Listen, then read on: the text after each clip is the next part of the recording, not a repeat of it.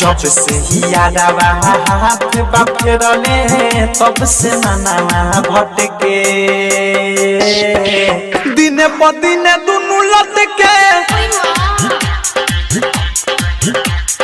जब से ही यादवा हाथ बाफेरले तब से मनावा भटके दिन प दिन दुनु लटके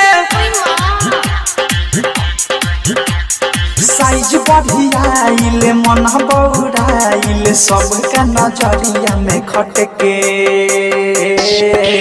दिन प दिन दुनु लटके